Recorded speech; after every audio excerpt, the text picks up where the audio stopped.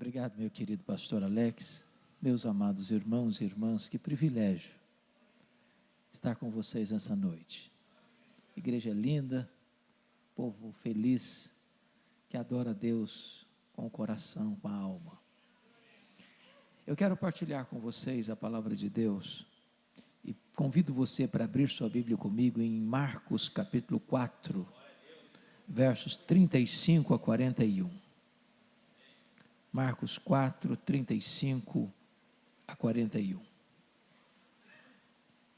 Peço a gentileza de, lido o texto, você manter sua Bíblia aberta na passagem, para que você acompanhe comigo essa exposição.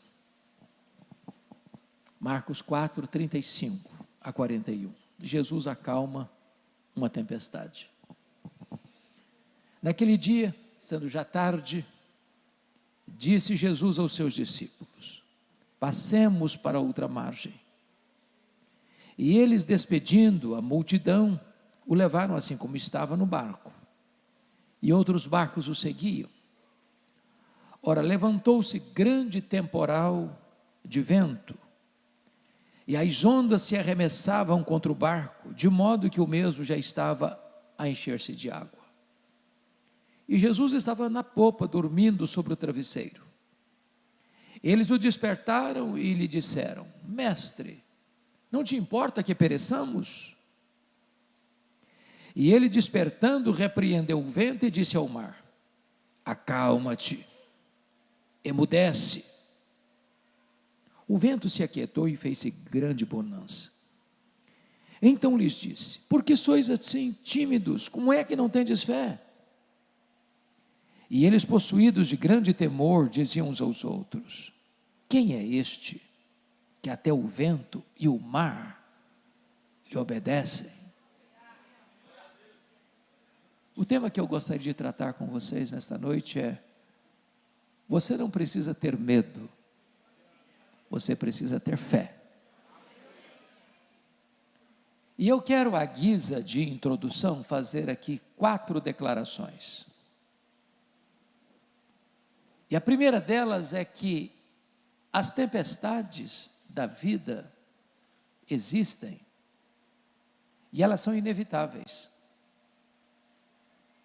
Nenhum de nós passa pela vida blindado, numa estufa, numa redoma de vidro. A vida não se desenrola num jardim engrinaldado de flores, mas num campo minado. Pisamos estradas juncadas de espinhos.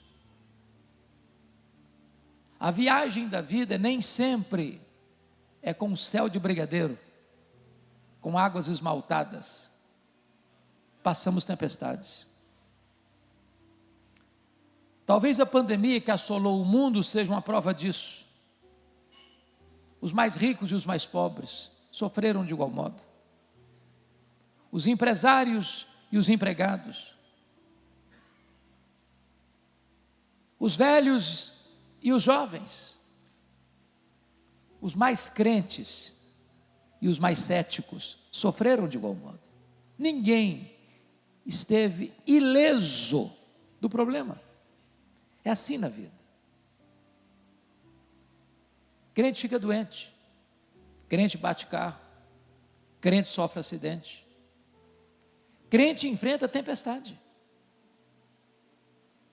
A segunda declaração que eu quero fazer é que as tempestades não só são inevitáveis, elas são também imprevisíveis. Elas chegam de súbito, nos colhem de surpresa, nos surpreendem. Você vai para o médico para um exame de rotina e descobre que está com uma doença grave. Você sai para uma viagem, como aconteceu aqui do lado, na cidade de Itapema. Estive aqui semana passada. Meu coração partiu ao ouvir essa história de um dos pastores da igreja, pastor veterano, cuja filha, ano passado, veio para passar Dia das Mães e sofre um acidente. Morre a filha, morre o marido, morre um filho. E no Dia das Mães tinha 3 caixões no funeral. Você não espera, mas um fato acontece. É uma separação amarga. É um luto doloroso. É uma situação que você nunca imaginou passar na vida, mas está passando. Sabe por quê? Porque as tempestades são imprevisíveis. Mas em terceiro lugar, as tempestades são também inadministráveis.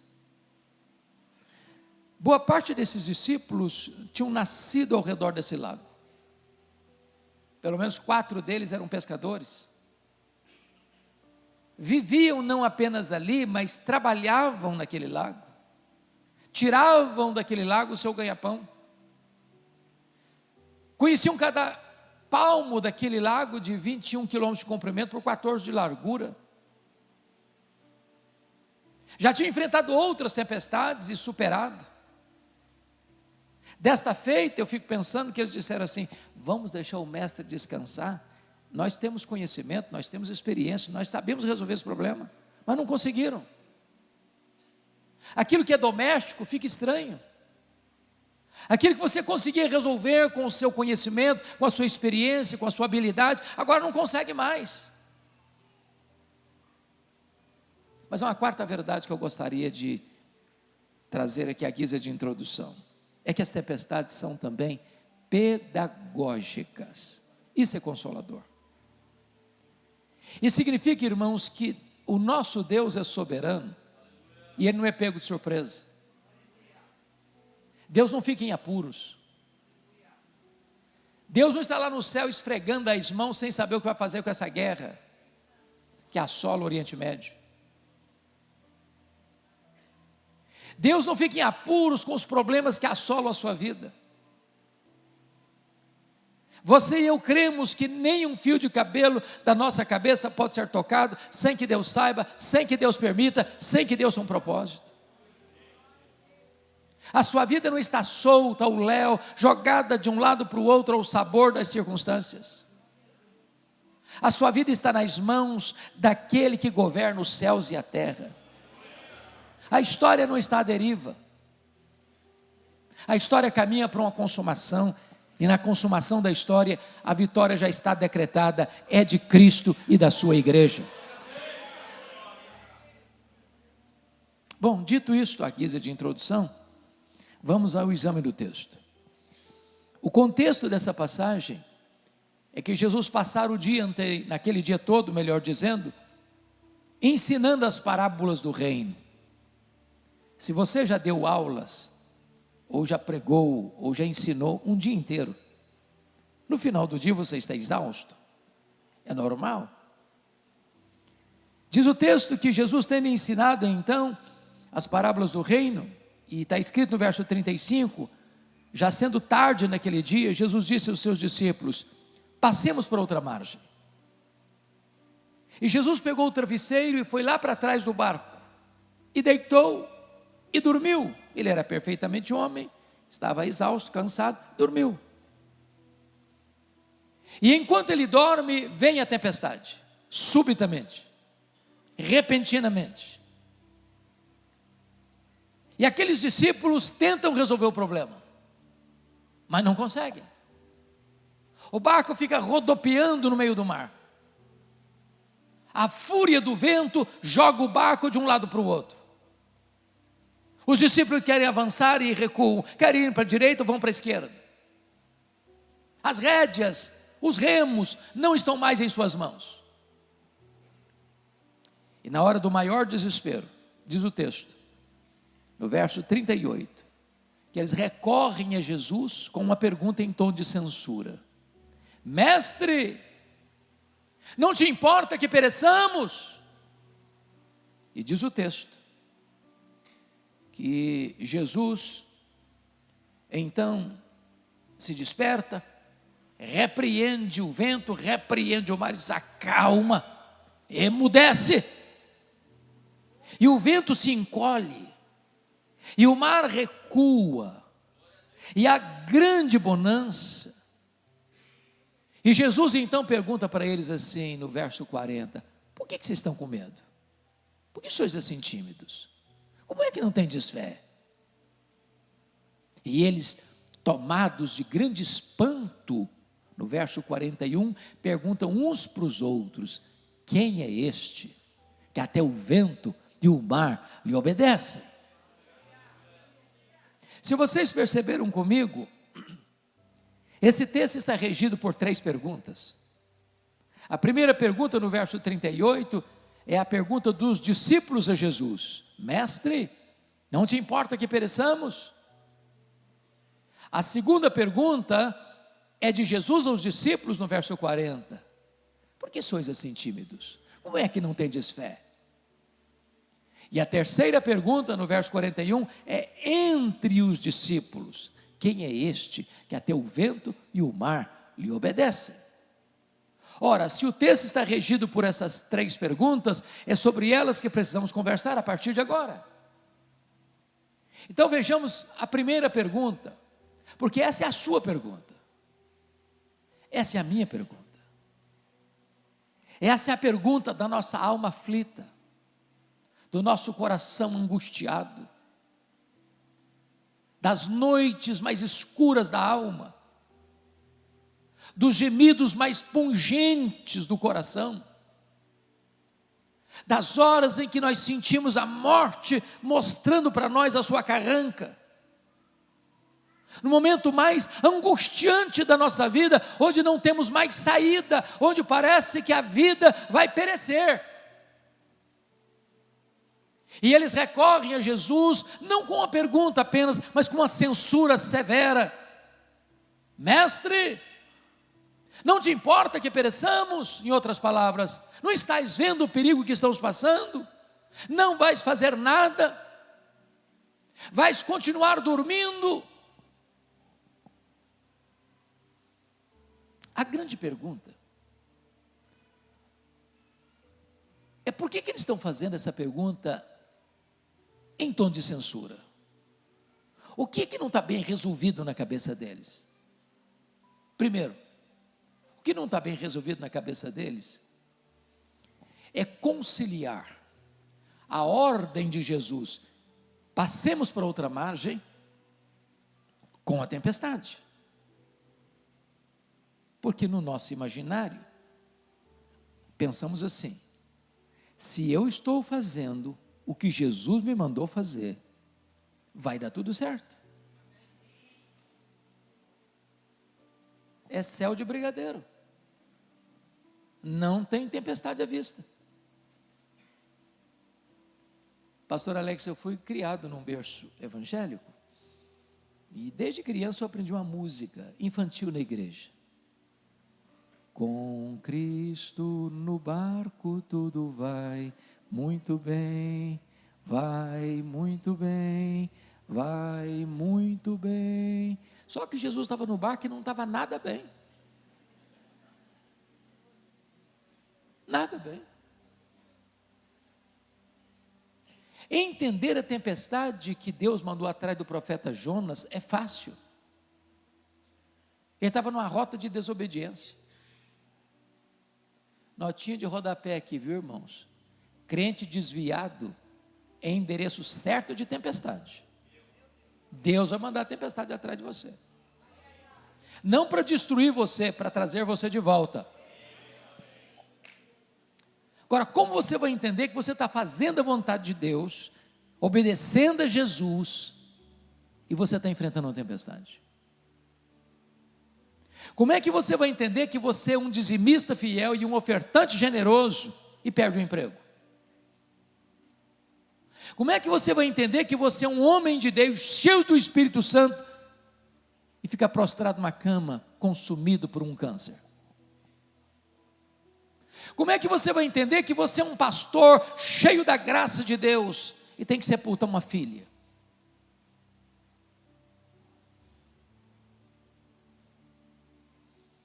Essa é a angústia desses homens, e essa é a minha angústia, essa é a sua angústia.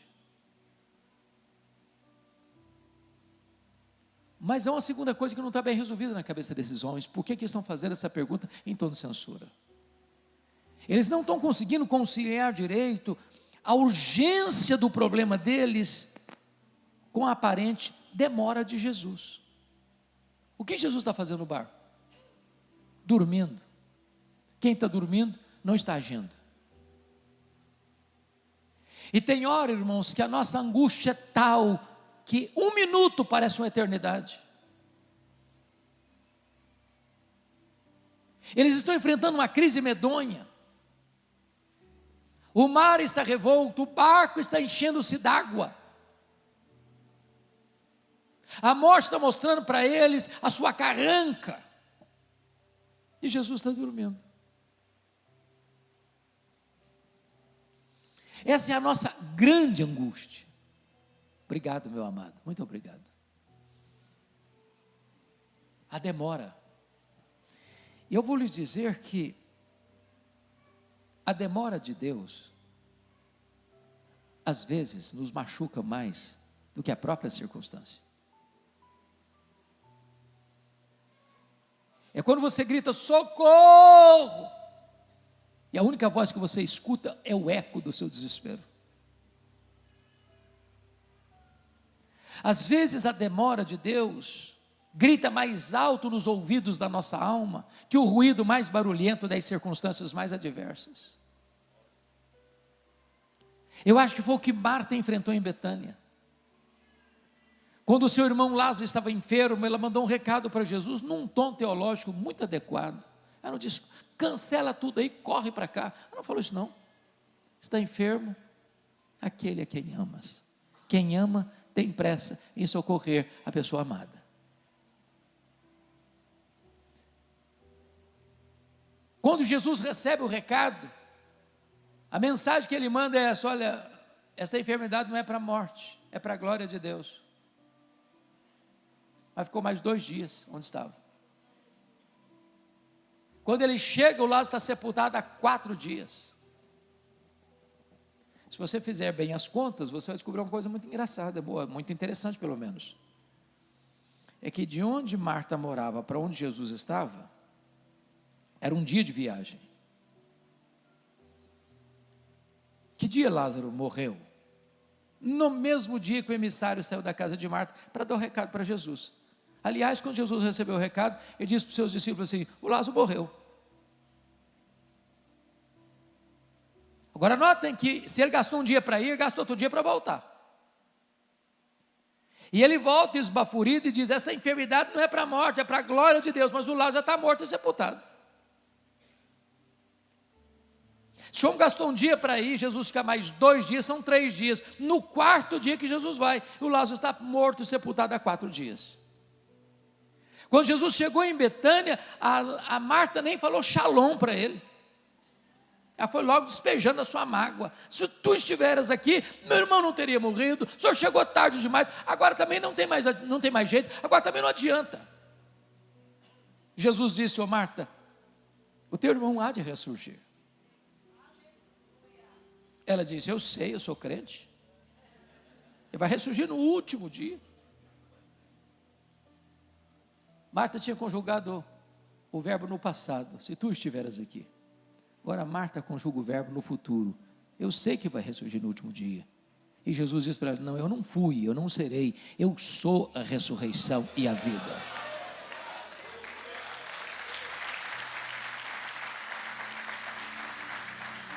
A grande pergunta é por que Jesus esperou até o 4º dia para ir? Porque Jesus não tem acaso, não tem coincidência, tem propósito. Havia uma crença entre os rabinos, que até o 3º dia era possível que Deus usasse um homem para fazer um milagre de ressurreição, como aconteceu no ministério de Elias, de Eliseu, no próprio ministério de Jesus, no ministério de Pedro e de Paulo. Mas a partir do 4º dia, a crença deles é que somente o próprio Deus em pessoa podia fazer isso, sem instrumentalidade humana.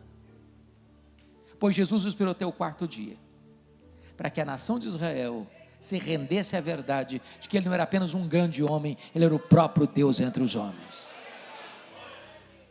Eu quero dizer para você que Jesus não chega atrasado. O Kairos de Deus não é igual ao Cronos humano.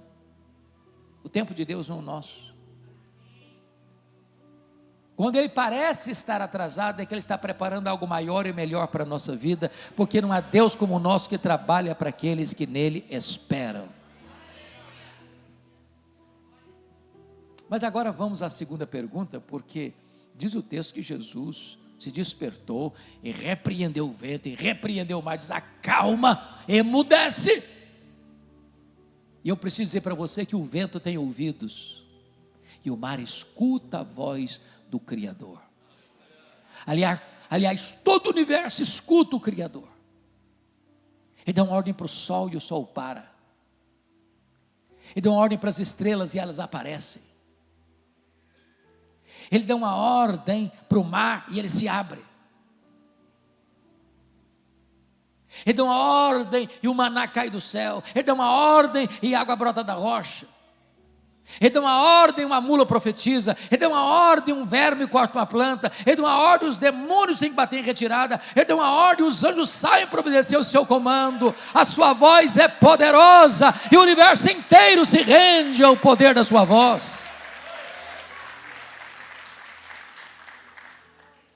Mas depois que Jesus dá uma ordem à natureza, agora ele faz uma pergunta para os discípulos.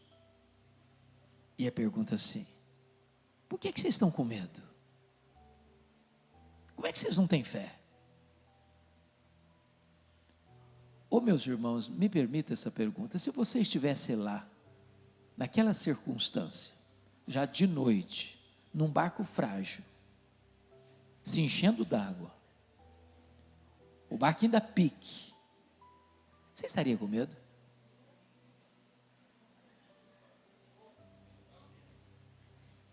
Eu só fiz um cruzeiro em navio grande na vida. Eu fiz muitos cruzeiros pequenos, mas em navio grande só fiz um. Saiu de Santos para as praias do interior do Rio de Janeiro. E eu prometi a mim mesmo nunca mais fazer outro cruzeiro na vida. Espere em Deus cumprir a promessa. Foi um horror. Foi desesperador. Era um congresso a bordo. Meus irmãos, ondas de 5 metros. Todo mundo naquele navio ficou nauseado, todo mundo.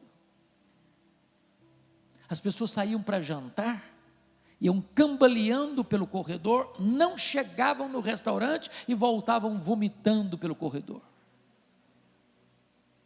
No dia que nós saímos, sabendo eu que tinha 8 horas, e já estava insuportável na saída, eu fiz uma oração para Deus, disse: meu Deus, ou eu durmo ou eu morro, eu não aguento isso. Agora imagine você num barco pequeno, no meio do mar, de noite, o barco se enchendo d'água, e Jesus pergunta assim: vocês estão com medo por causa de quê? Que vocês não têm fé? A pergunta é: por que aqueles discípulos deveriam ter fé e não medo? Para lhes ajudar, darei um recurso mnemônico, com 4 palavras, com a letra P. Por que eles deviam ter fé e não medo? Primeiro, eles deviam ter fé e não medo por causa da promessa de Jesus do verso 35. Jesus diz assim: passemos para outra margem. Se Jesus disse passemos para outra margem, qual era o destino deles? A outra margem. Se você esquecer todo o sermão da noite, mas lembrar-se desta frase, me dou por satisfeito. E a frase é esta: promessa de Jesus e realidade são a mesma coisa,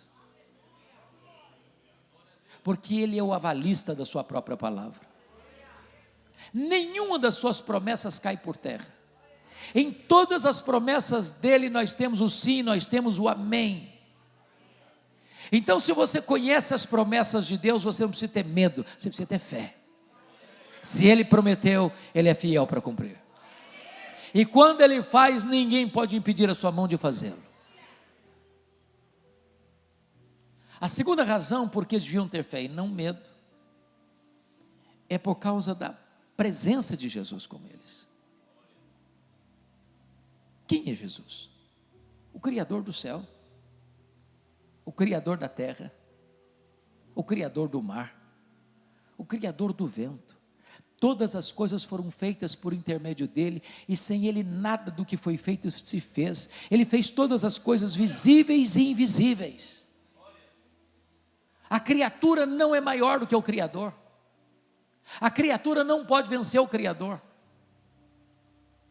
Disse para vocês na introdução que o fato de nós sermos crentes não nos isenta de tempestade, mas o fato de Jesus estar conosco nos livra do naufrágio.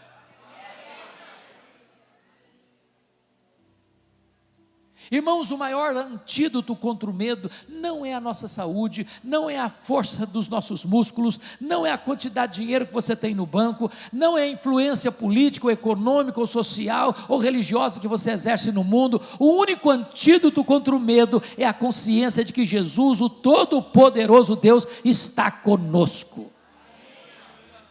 E Ele prometeu: eis que eu estou convosco todos os dias, até a consumação dos séculos. A terceira razão pela qual os discípulos deviam ter fé e não medo,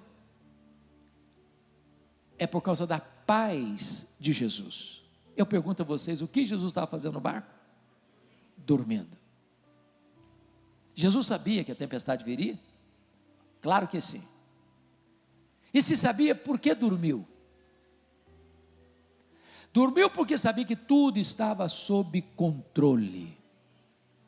Então preste atenção nisso.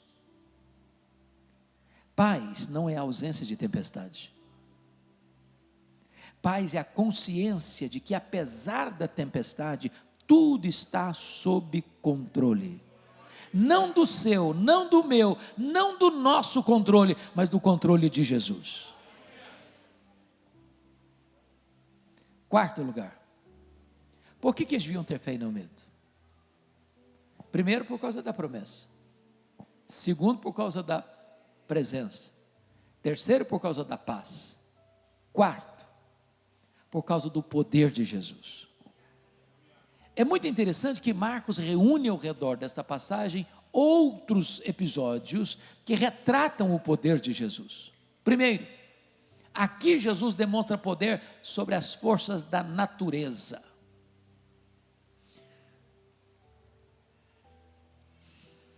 Me permita remeter você ao livro de Apocalipse, porque às vezes nós olhamos os fenômenos da natureza e algumas pessoas dizem, é a natureza em fúria, como se a natureza pudesse agir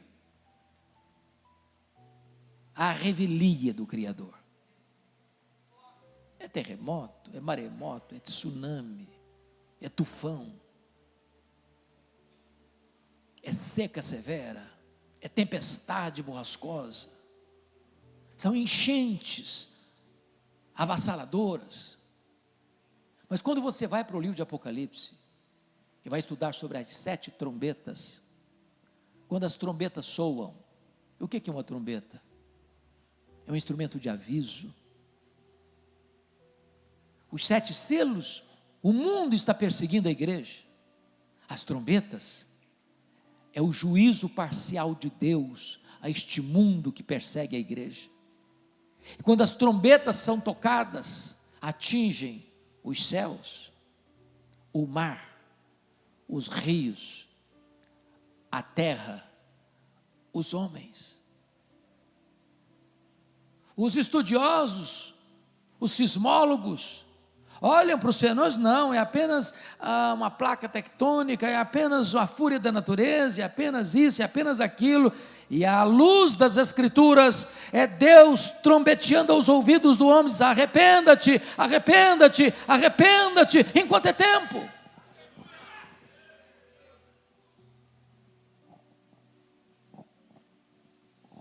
Mas, quando eles atravessam o mar, e se você perceber a geografia, o mar da Galileia tem 21 quilômetros de comprimento por 14 de largura. O mar da Galileia está a 220 metros abaixo do nível do mar Mediterrâneo. O mar da Galileia é encurralado por montanhas. Do lado oriental, as montanhas de Golã. Do lado ocidental, as montanhas da Galileia. Quando Jesus sai, ele está na região de Cafarnaum. Então ele não está atravessando o lago no lugar mais comprido, de 21 quilômetros de comprimento, ele está atravessando o lago na parte norte do lago, que é um lago de águas doces, vocês bem sabem disso, o maior reservatório de águas doces do Oriente Médio. É um trecho pequeno, que não dá 10 quilômetros. Então é um trecho curto. Quando eles saíram já era tarde, mas não era noite. E quando eles desembarcam depois da tempestade, eles desembarcam lá nas montanhas de Golã, é um despenhadeiro, é uma região gentílica, é por isso que tem gente cuidando de porcos lá, e dentro desse despenhadeiro tem um cemitério, e Jesus faz uma viagem depois de uma tempestade, para uma região gentílica, para dentro de um cemitério, e o que você nunca espera ver de noite dentro de um cemitério é gente viva, porque se você vê, você corre também. Mas lá tinha um homem, diz a Escritura, foragido da lei, que quebrava as algemas, um homem enjeitado pela família, um homem que não tinha mais espaço entre os vivos, morava entre os mortos, um homem que estava nu, se ferindo com pedras, gritando de noite e de dia, furioso, tomado por uma legião de demônios. Sabe o que é legião?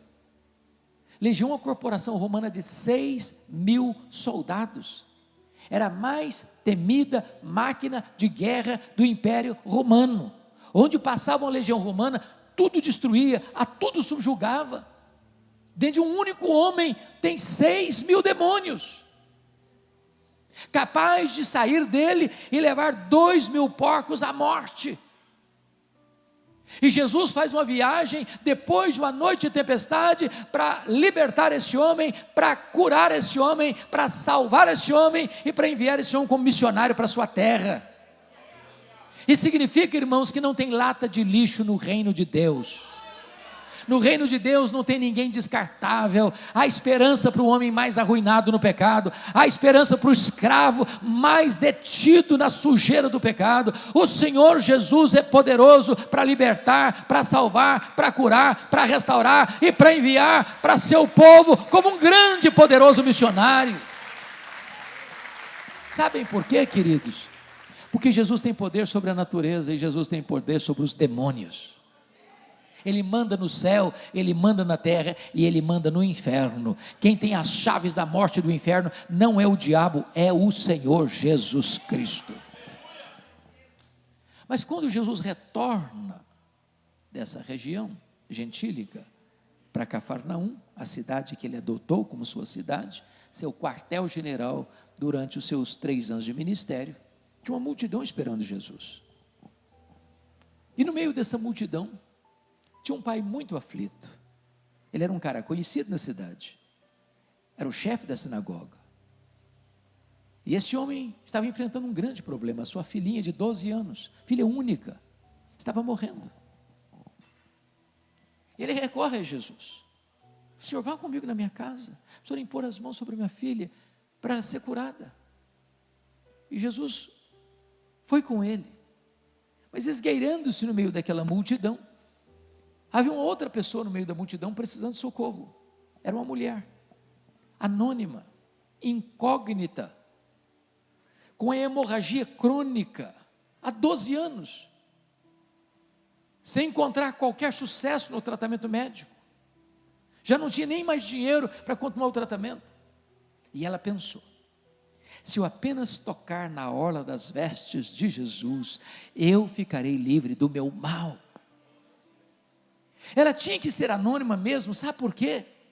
Se ela fosse chamada pelo nome, ela não podia estar ali. Segundo as leis judaicas, ela era uma mulher impura cerimonialmente. Qualquer pessoa que aquela mulher tocasse ficava impura. Mas o que é maravilhoso é que o impuro toca o puro, e em vez do puro ficar impuro, o puro purifica a impura, e a hemorragia foi estancada na hora, E a mulher ficou livre do seu mal. Sabe por quê? Jesus tem poder sobre a natureza, Jesus tem poder sobre os demônios, e Jesus tem poder sobre as enfermidades. A última palavra não é da ciência, a última palavra não é da medicina, a última palavra é do Senhor Jesus.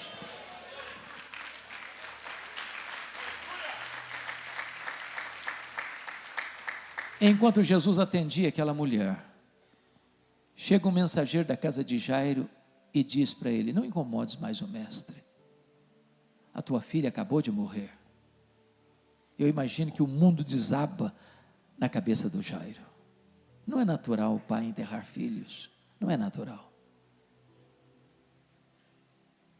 Mas Jesus olha para Jairo e diz: ô Jairo, não temas, crê somente. E Jesus vai com Jairo para sua casa. Quando chega lá, as carpideiras estão lá. Havia ali o coral do choro, a sinfonia dos gemidos, e entra o solo da ressurreição.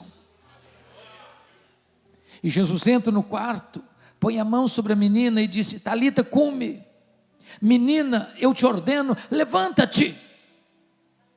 E a morte solta as garras da menina, e ela ressuscita. Sabe por quê? Jesus tem poder sobre a natureza, Jesus tem poder sobre os demônios, Jesus tem poder sobre as enfermidades, Jesus tem poder sobre a morte. Ele entrou nas entranhas da morte, ele arrancou o guilhão da morte, ele matou a morte, e ele ressurgiu, inaugurando a imortalidade, e ele é a ressurreição e a vida, e todo aquele que vive e crê nele, não morrerá eternamente. Louvado seja o Senhor. Então, você não precisa ter medo, você precisa ter fé. Mas agora vem a pergunta do verso 41. A primeira pergunta foi dos discípulos a Jesus, a segunda pergunta foi de Jesus aos discípulos, a terceira pergunta é entre os discípulos. Eu imagino a cena, o barco balançando mansamente como um berço de bebê,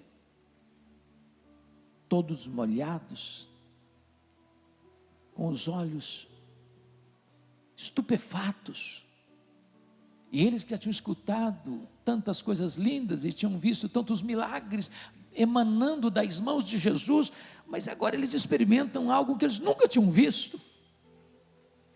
Jesus acalmando a tempestade, e eles perguntam assim: quem é este que até o vento e o mar lhe obedecem? Que pergunta emblemática. Hoje nós poderíamos responder esta pergunta. Hoje nós poderíamos pensar sobre essa pergunta.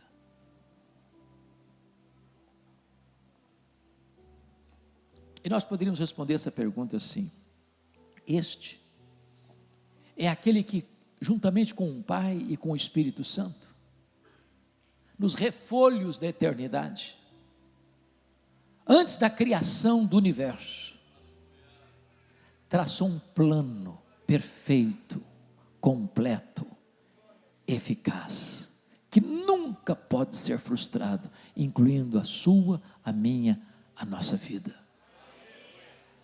Quem é este? Este é o Criador do universo. Todas as coisas foram feitas por intermédio dele, e sem ele nada do que foi feito se fez. Esse universo que tem mais de 93 bilhões de anos-luz de diâmetro, foi feito por ele sem matéria pré-existente, e ele chamou existência as coisas que não existiam, e criou tudo, para o louvor da sua própria glória. Quem é este? Este é aquele que sustenta todas as coisas pela palavra do seu poder. Este é a semente da mulher que nasceu para esmagar a cabeça da serpente. Este é o descendente de Abraão, em quem todas as famílias da terra são abençoadas. Este é simbolizado pelo Cordeiro da Páscoa, cujo sangue vertido, colocado no batente das portas, livrou os primogênitos de Israel da morte no Egito. Quem é este? Este é aquele que é simbolizado pela coluna de fogo e pela coluna de nuvem que guiou o povo 40 anos no deserto. Este é simbolizado pelo maná que caía do céu. Este é simbolizado pela água que brotava da rocha. Quem é este? Este é aquele que é simbolizado pelo tabernáculo. É aquele que é simbolizado pela arca da aliança.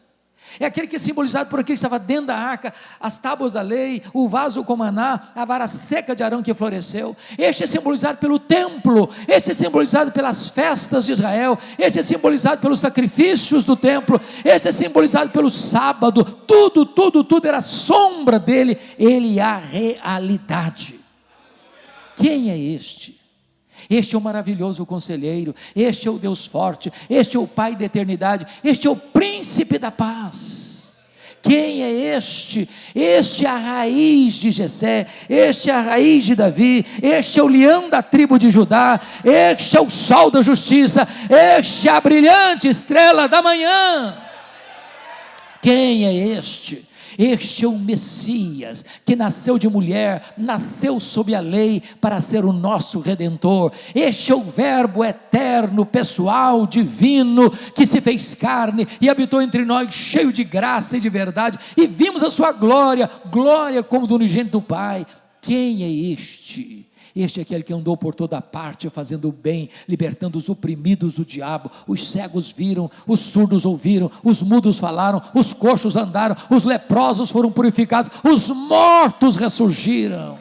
Quem é este? Este é o grande eu sou, este é o pão da vida, este é a luz do mundo, este é a porta das ovelhas, este é o bom pastor, este é a ressurreição e a vida, este é o caminho e a verdade e a vida, este é a videira verdadeira. Quem é este? Este é o Cordeiro de Deus que tira o pecado do mundo, o Cordeiro que foi morto, mas está vivo pelos séculos dos séculos. Quem é este? Este é o dono da igreja, este é o fundamento da igreja, este é o edificador da igreja, este é o protetor da igreja, este é o alfa e o ômega, este é o princípio e o fim, este é aquele nome, e neste nome, só neste nome há salvação. Este é o mediador entre Deus e os homens, este é o único que pode trazer esperança para a sua vida. Quem é este? Este é a nossa alegria, este é a nossa paz, este é a nossa justiça, este é o Rei dos reis, este é o Senhor dos senhores. Quem é este? Este é aquele que por amor de nós sangrou no Getsemane. Este é aquele que por amor de nós foi cuspido e esbordoado no sinédrio judaico. Este é aquele que por amor de nós foi açoitado, espancado, vilipendiado no pretório romano. Este é aquele que foi carregando aquela cruz maldita pelas apinhadas ruas de Jerusalém, sob os apupos e vaias de uma multidão ensandecida. Este é aquele que foi pregado naquele leito vertical da morte. Mas este é aquele que transforma aquele patíbulo de horror num palco para a glória de Deus. Quem é este? Este é aquele que morreu pelos nossos pecados segundo as Escrituras, foi sepultado, mas ressuscitou segundo as Escrituras para a nossa justificação.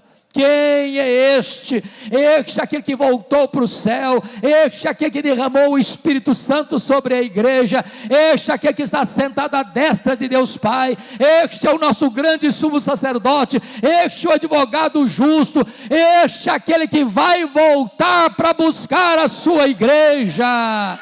Este é aquele que virá pessoalmente, visivelmente, audivelmente, repentinamente, inesperadamente, inescapavelmente, gloriosamente para buscar a sua noiva.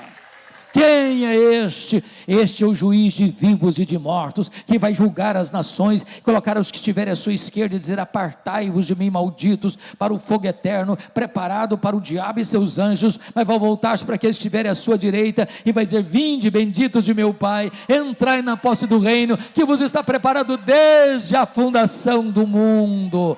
Quem é este? Este é o amado da nossa alma, onde estaremos com Ele para sempre, sempre, veremos a sua face, e Ele enxugará dos nossos olhos toda lágrima. Já não tem mais dor, já não tem mais luto, já não tem mais pranto, porque as primeiras coisas terão passado. Quem é este? Este é o amado da nossa alma, este é a razão da nossa vida, este é o nosso glorioso Redentor. Este é aquele que está dizendo para você nesta noite: você não precisa ter medo, você precisa ter fé. A Ele a honra, a Ele a glória, a Ele o louvor, agora e pelos séculos eternos. Aleluia. Amém.